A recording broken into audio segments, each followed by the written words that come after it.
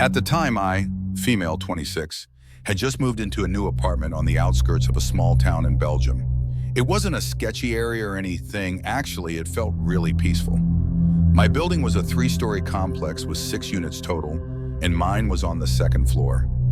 There were street lamps, friendly neighbors, and a park across the street.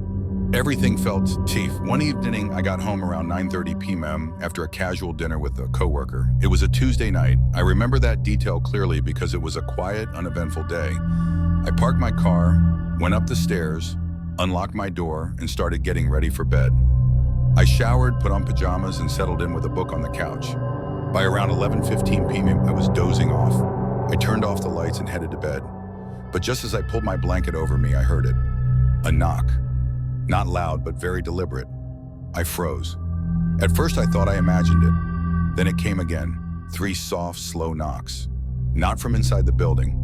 It was from my front door. Now, I don't live in a busy place. No one ever comes by unannounced that late.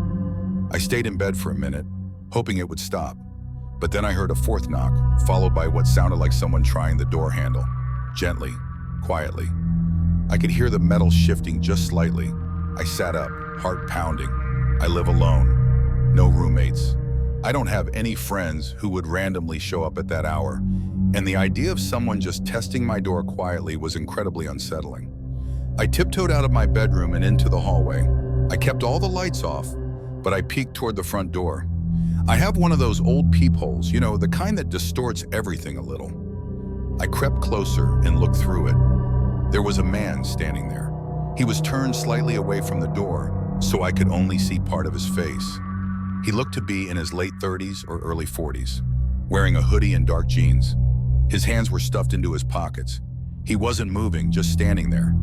Still as a statue. I didn't recognize him at all, and he wasn't knocking anymore. He was just waiting. My mind raced. Was he lost? Was this some horrible coincidence? Or was he trying to see if anyone was home? And if no one answered, maybe he'd try something. After a minute or so of me staring through the peephole, I saw him turn his head slightly toward the door, as if he sensed someone behind it. Then, in the softest voice, he said, "I know you're awake." I almost screamed. I backed away from the door, heart in my throat. How did he know? I hadn't made any noise, no lights were on. I couldn't even process what was happening. I grabbed my phone and immediately called a friend who lived about 10 minutes away. She picked up, groggy, and I whispered that someone was outside my apartment and I didn't know what to do. She told me to call the police. I hesitated. Was I overreacting? But then I heard another sound, a metallic clink. He was trying something, maybe a tool? I called the police. It felt like forever before they arrived, probably only 8 or 9 minutes. But every second was heavy. I stayed curled up in the hallway, lights off, barely breathing. When I finally heard the officers knock and announce themselves, I rushed to open the door. The man was gone, but the officer pointed out fresh scratch marks on the outside of my lock, small but visible. And on the floor near my door was something I hadn't noticed before, a folded up piece of paper. It simply read, "You should have opened the door." They took a statement, searched the area, but found no one. I filed a report, and the police were kind and supportive, but I never heard anything more about it. No one matching that description was found, and no similar incidents happened in the building that I know of. That night, I stayed at my friend's place. For weeks afterward, I couldn't sleep unless every door and window was checked and double-checked. I installed a camera outside my door and put a heavy bar lock across it. I started carrying pepper spray in my own apartment, which sounds crazy, but that's how deeply it shook me. Looking back, I sometimes wonder what would have happened if I'd answered the first knock. What if I'd opened the door thinking it was a neighbor or someone lost? What if I hadn't heard the lock jiggling? I still don't know who he was or what he wanted. Maybe it was a robbery attempt, maybe something worse. But what haunts me the most is how calm he seemed, like he'd done this before. Like it wasn't a big deal to him at all. I'm so grateful I trusted my instincts. I'm grateful I kept the lights off, that I didn't open the door, that I called someone right away. I never thought something like this would happen in such a quiet, safe place. Now, even if it's just the mailman or a delivery, I always check the camera before opening the door. Always. Stay safe and trust your gut. This isn't anything wild, but it's stuck with me the last few days.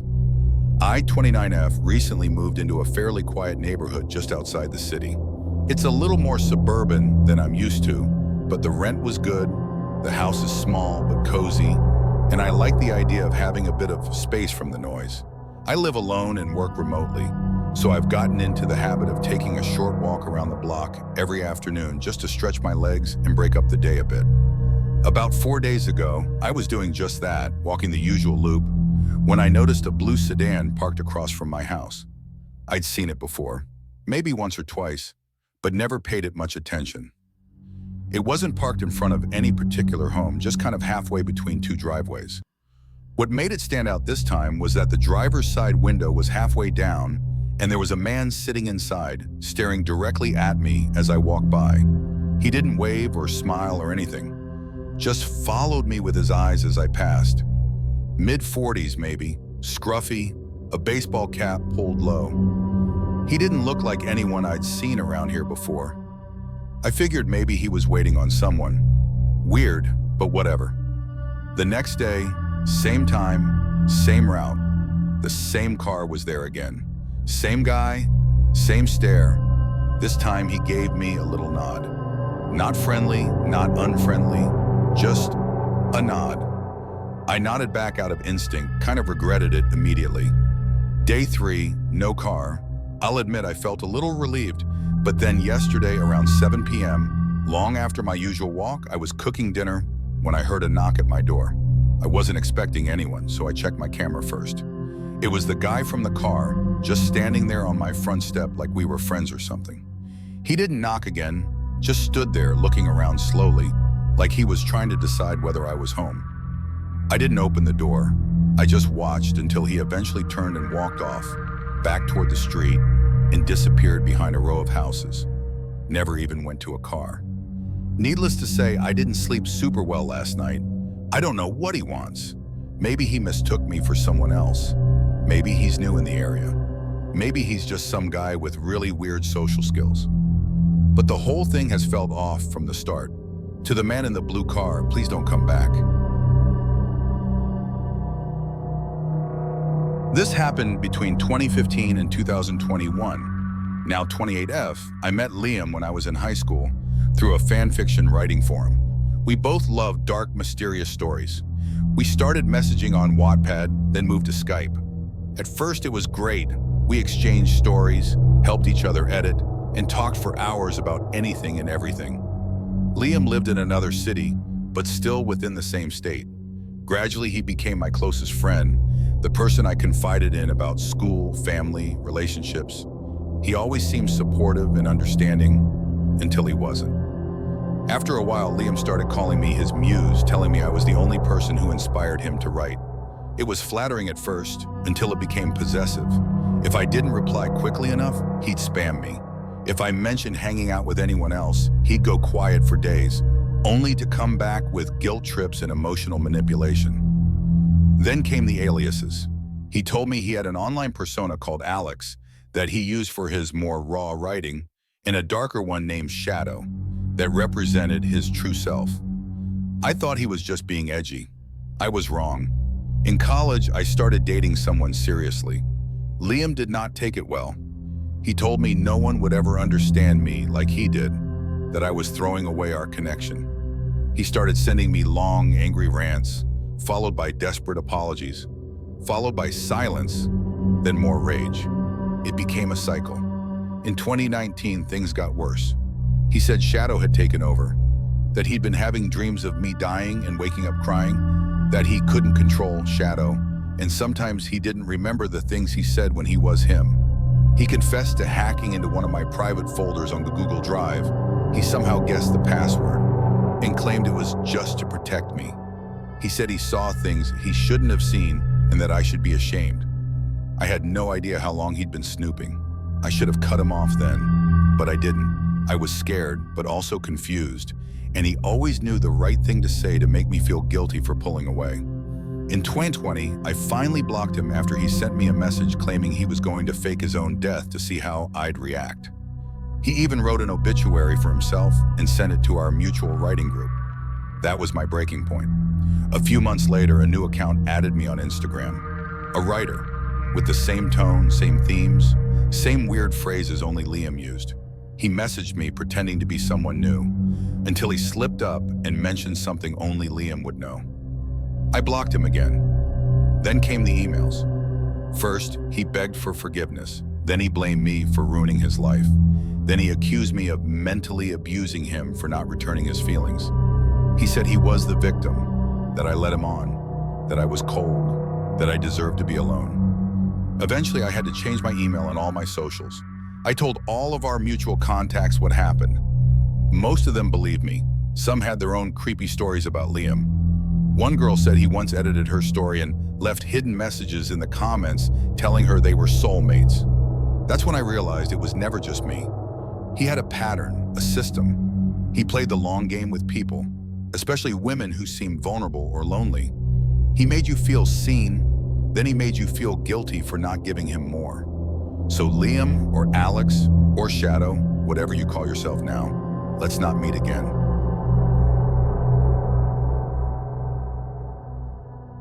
This happened back in 2017 when I was 21 and living alone for the first time. IF had just moved to a small mountain town in Colorado for a summer internship. My company had rented a little cabin for me to live in, technically part of a larger property, but tucked into the woods enough that it felt isolated. At the time, I'd just taken in my brother's German Shepherd, Max. My brother was deploying for 8 months and Max needed a place to stay. I wasn't sure about it at first. I'd never had a big dog before, and Max was big, like make people cross the street kind of big.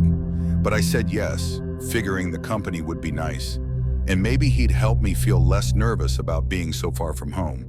And holy hell, am I glad he was there.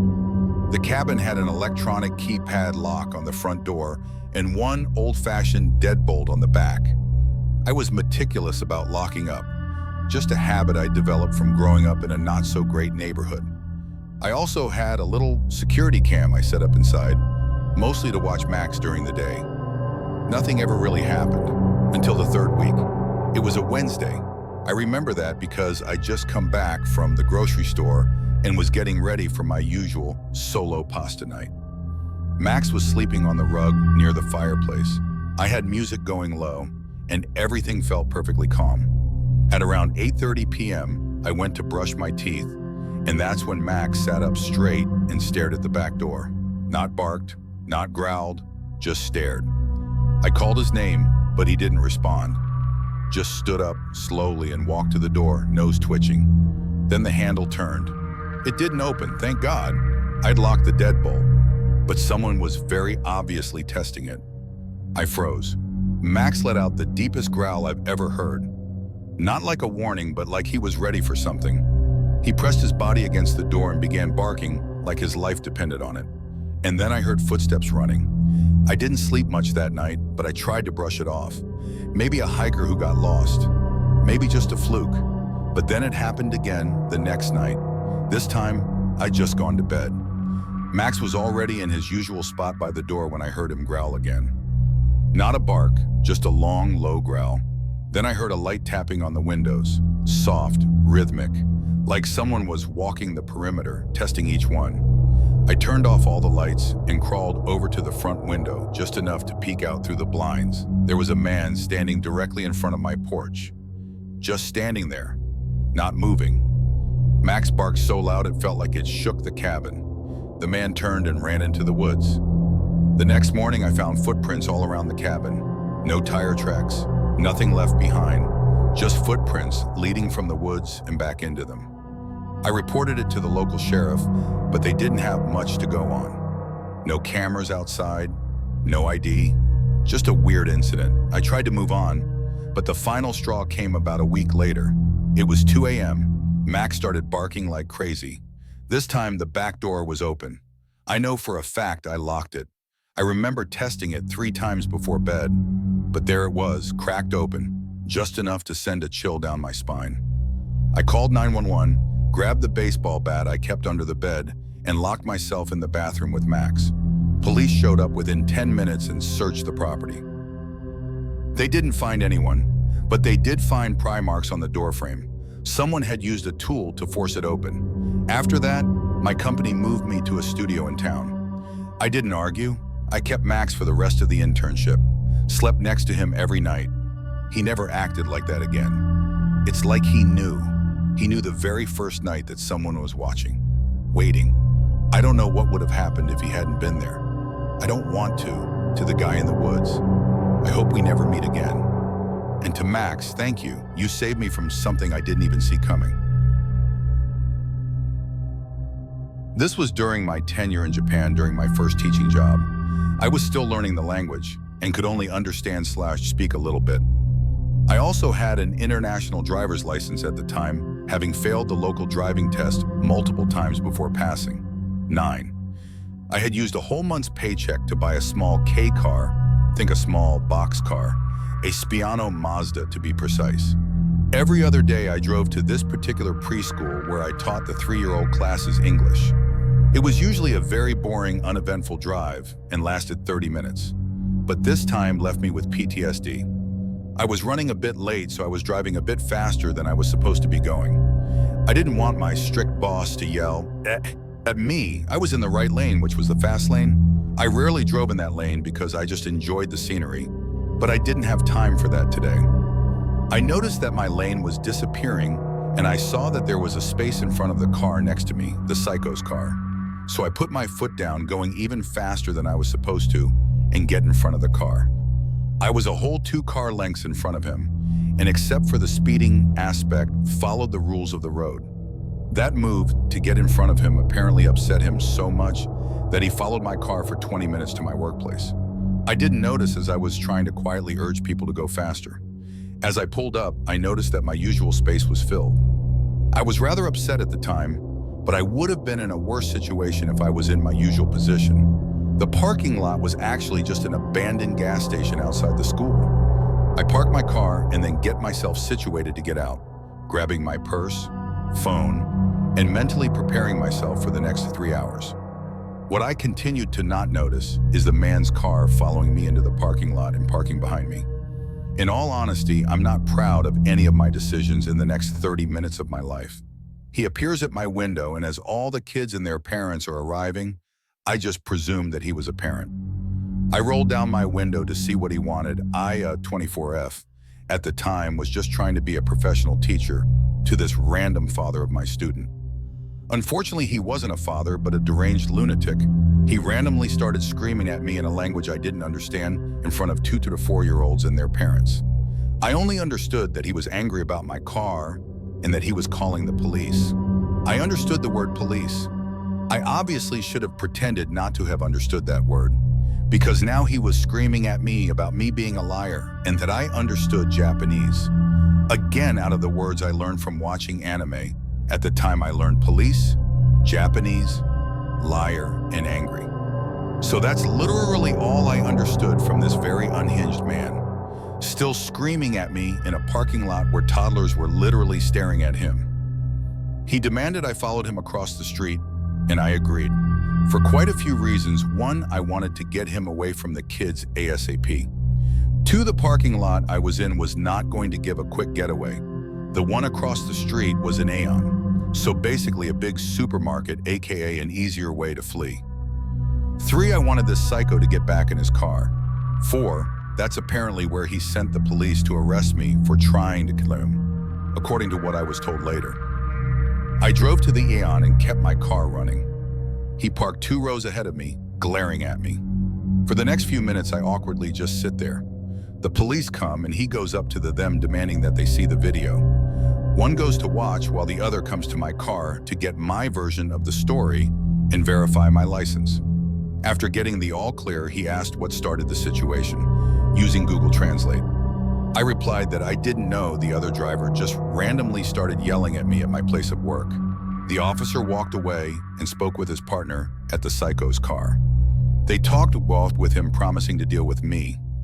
One officer asked if the psycho had assaulted me. Honestly, that possibility hadn't even occurred to me before that moment.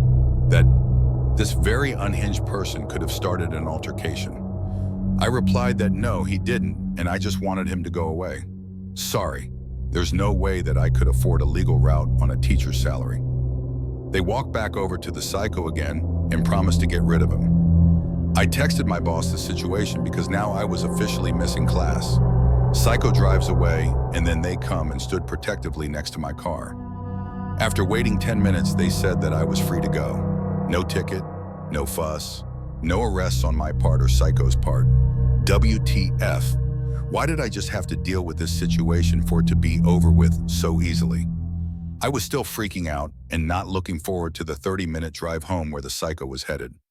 I realized on my way home that I noticed when cars were behind me for a while. I also noticed that I was freaking out because they were heading in the same direction as me, on a road with only a single lane per side for 5 minutes. Yay, thanks, Psycho. I now freak out when someone literally drives back into town behind me.